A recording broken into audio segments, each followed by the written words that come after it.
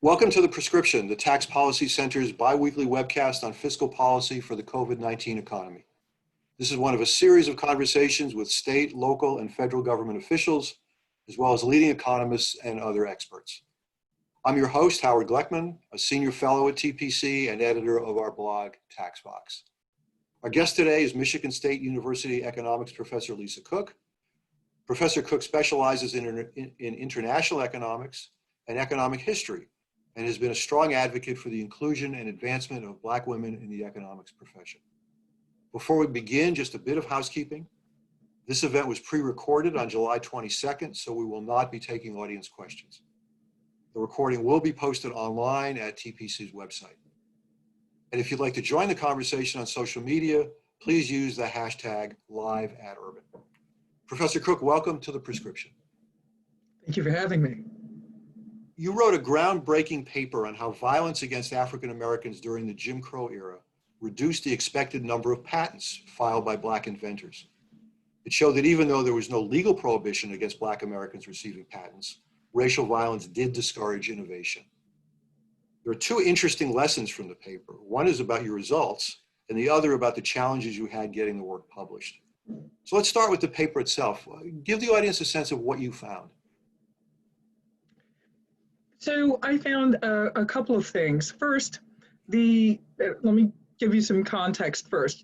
Before my paper, there was a paper that showed that economic activity led to a decline in economic activity led to violence. And I didn't think that was exactly the way it went, but this was the conventional wisdom.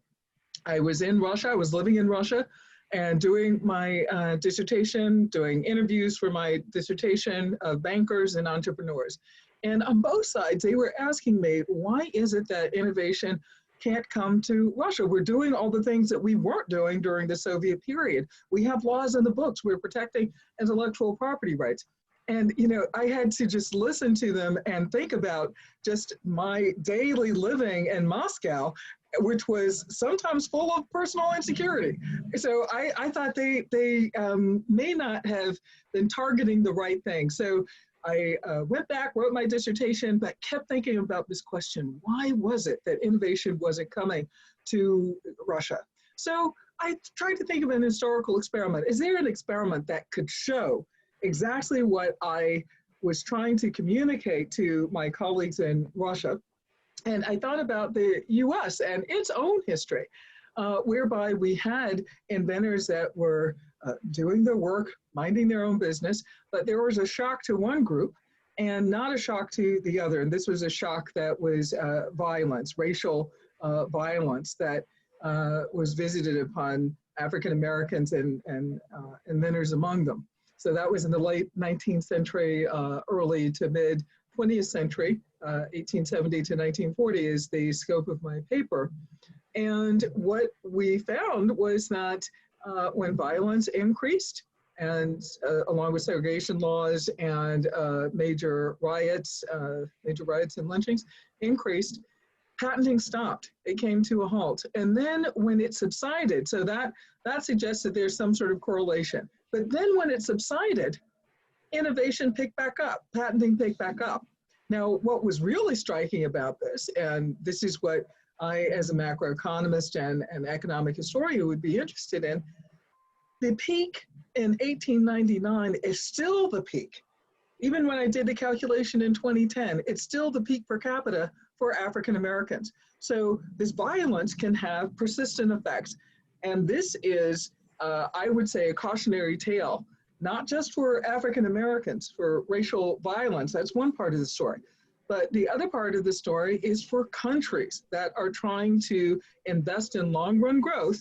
This is a major cautionary tale. Stop the violence before it gets started. Make sure to have the infrastructure, not just the intellectual property rights protected, but other rights, property rights protected. That's what it takes. That's part of the ecosystem. That's a part of the infrastructure and the scaffolding that's needed for innovation. So there are clear echoes of what you were looking at today. Mm-hmm. Give us a sense of the lessons that we can learn from the work you were doing in the Jim Crow era and how it relates to what's happening now? One of the graphs that I include in the paper is a prediction of how a violent event might affect output per state with respect to patenting. And what I show is that the effect is declining. So the biggest impact is the first lynching. It has the greatest impact on depressing inventive activity. So the moral of the story there is to stop violence before it gets out of hand, to address these issues, say, related to systemic racism and violence before they get out of hand. Now, I wrote an op-ed in 2016 when I thought that there might be some sort of election violence, an increase in hate-related violence around the time of the election and following the election. And I was called alarmist at the time. And every single prediction in that op-ed piece has now come true. So I think that, again, this is informed by my research. I would hope that in the future, the kind of violence that we saw then, the kind of violence that we see now, I would hope that it would be stopped before it gets out of hand. And I guess the corollary to that is that if the violence that we're seeing now doesn't stop, that there will be a negative effect on creativity and innovation. Right, creativity and innovation. And before that, there'll be this human tragedy. I want to make sure that I'm talking about that first. There's a human tragedy. And this has to do with the uncertainty. I mean, if you make any sort of investment as an individual, you want to be able to reap the benefits of that investment.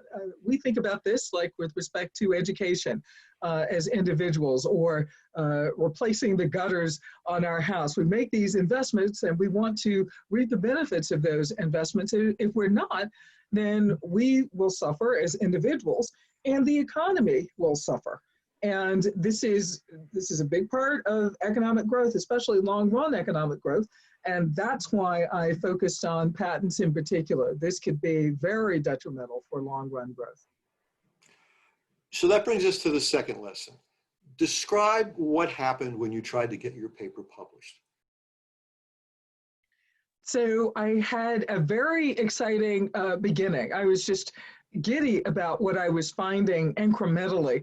And I took this to Milton Friedman, took it to George Akerlof, a few Nobel laureates, to Paul Romer, and all of them just unilaterally, you've got to publish this. This is a great idea. You've put together the right data sets. You thought about this in a creative way. This is a real addition to our stock of knowledge. So I started sending it out, sending it to top 5 journals, the top 5 journals. This was a signal I was given. That's where this should be sent. And I started getting some of the same questions. I got a lot of questions about the econometrics. I won't deny that. I was using random effects, and everybody likes to use fixed effects. So I had to be able to explain that. But I did. But some of the questions that were more persistent had to do with things that I didn't think economists were thinking about. For example, a question that kept coming up was, why would I care as an individual about a lynching that happened in another state? And I thought, this is outrageous. Like I'm a human being. I would be concerned. And if we're looking, say, at George Floyd, for example, I think many people, not just me as a Black person, many people were devastated by the way this man died and the police brutality that's been going on for some time. So I thought it was a strange question coming from anyone who was a referee, but it was a repeated question. It wasn't just from one person. I got that question several times. And then another question was, what's a former slave? So I was thinking, wait a minute now, what's ambiguous about this? Is it former? Is it slave? Is it, what's going on here? There was a basic lack of understanding of American history. And I thought, oh boy, this is going to be huge, because what I think was going on was the reviewers were thinking about this being a phenomenon that originated with African Americans, but didn't have any generalizability to the rest of the world. And what I was saying was, no, this is what is happening in Russia right now. And when I gave the talk, when I gave the seminar, people from China, from Russia, from Ukraine, who were dealing with those problems right now in the 21st century, they were the ones to dominate the conversation. They had all the questions, and they thought of it as being applicable over time and space. And this wasn't the experience or the comments of the reviewers. So I kept running into this. And luckily, some of the experiments on the ground in Burundi and places that had lots of violence happening in Burundi and Iraq, that literature started coming out, and all of the evidence was in the direction of the predictions of my paper. So I guess waiting 10 years was good in some way, but I think that this was helpful. So it was finally published in the Journal of Economic Growth after a decade of going back and forth with reviewers about what's a former slave. So it's not unusual for any academic field to resist thinking the challenges the conventional wisdom. Mm-hmm. Why do you think this paper particularly ran into so many roadblocks? Was it because you're a Black academic? Was it because of the topic or the conclusions? Was it all of the above? What happened? So I think that's a good question. One good thing about talking to George Akerlof very early on, so he was my first year macro professor at Berkeley, and I constantly talked to him about new ideas. One of the things he explained to me was that his paper, the Market for Lemons paper, was met with a lot of resistance. So at one point, and this was like for a decade, certainly when I was in graduate school in the mid-90s, this was the most cited paper in economics. And it still ranks very high among those papers. So, and this was the basis for his Nobel Prize. So I suspect, and he was saying to me, that there is a lot going on here. There's a lot that's being introduced here. There's a lot that's new. But I don't think he expected the level of resistance that I was getting. And I think the same is true for Milton Friedman and for Ken Arrow and Paul Romer for that matter. So I think the surprise might have been that there was a Black woman who was using these tools. I'm a macroeconomist. I think there are very few African-American macroeconomists. I was using standard tools to ask a standard question, and I don't think that was expected. I did my PhD at Berkeley. I stay under the radar. That's just the general way that I proceed. And maybe it's that they just didn't know who I was, where I was coming from. And in my view, that shouldn't matter. If it wound up being a good paper or a good idea, that's what should be considered. Mm-hmm. Interesting. So you've been a very strong advocate for greater representation of women and people of color in the economics profession for some years now. Do you sense that things are changing at all? And give us a sense of how. I do get the sense that things are changing. The fact that our hotel rooms are no longer largely being used for interviews is just one example of that.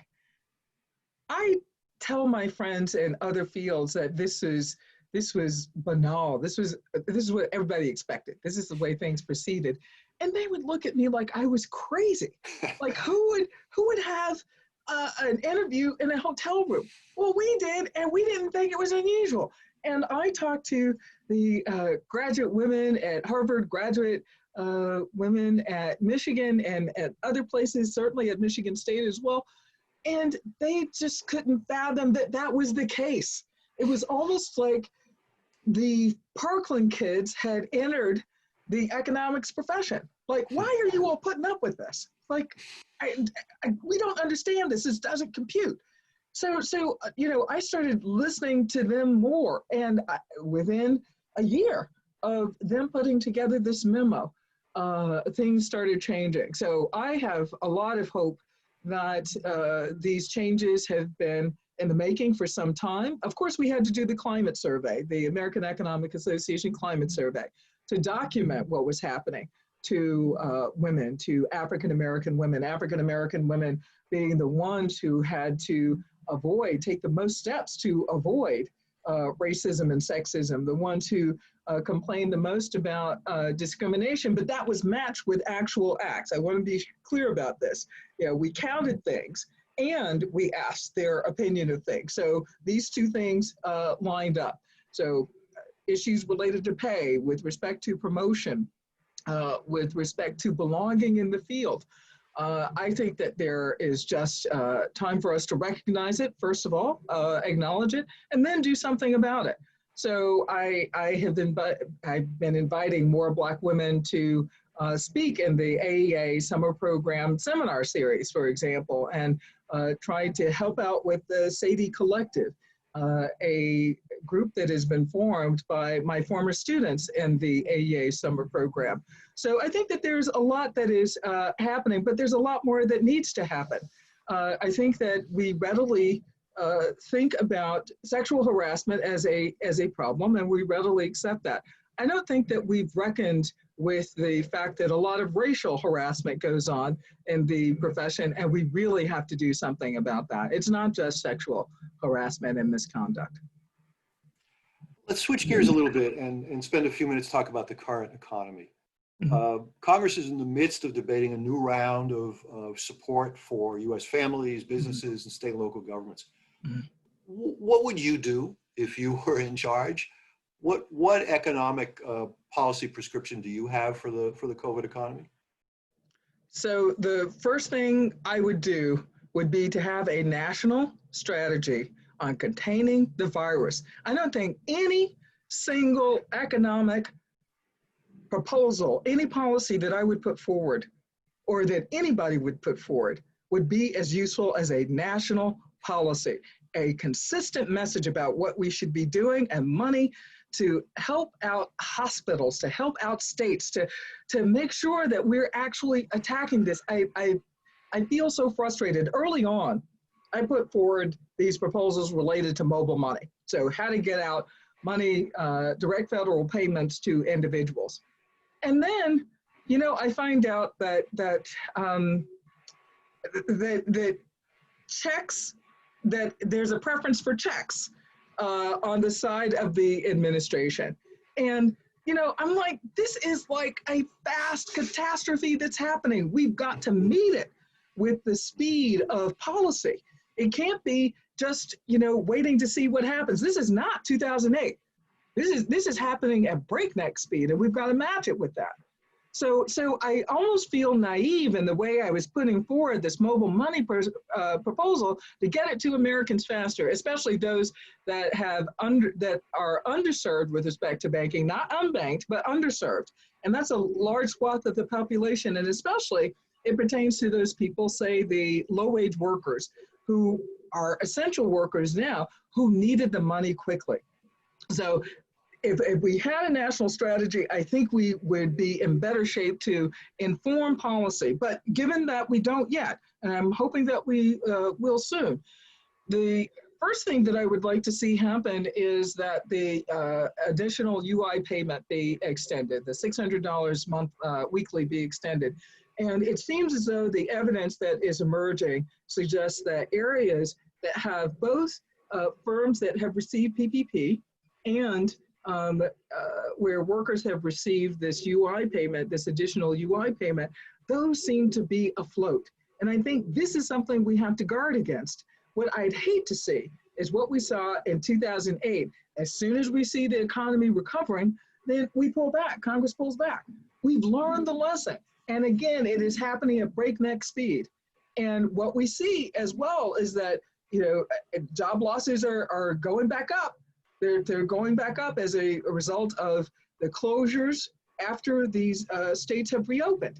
So I'm saying that we've got to meet this with a seriousness and speed that I haven't seen so far. This has got to continue, and we need to not be ideological about this. People aren't going back to work. Well, what is that based on? It's not based on the evidence that we have so far, the economic evidence that we have so far. And one thing that I learned at the White House was that I will accept any evidence that is defensible. Typically, we don't have time for a gold standard experiment, randomized controlled trial. So what's the best evidence we have? And that's what I'd like to use. And that's what I would like for Congress to use. And the evidence seems to be stacking up on the side of keeping these payments going, including the direct federal payment, including the PPP, and making sure that the PPP, the money that is left over, gets targeted and the data are collected to make sure that it's targeted in the right way. So I think there's a lot more that still needs to be done, but it needs to be done fast. There's going to be a wave of bankruptcies. If we're not paying attention to these rentals, to these rental payments that have been deferred and are not going to be made if these payments aren't extended, or these we see the mortgage default spiking.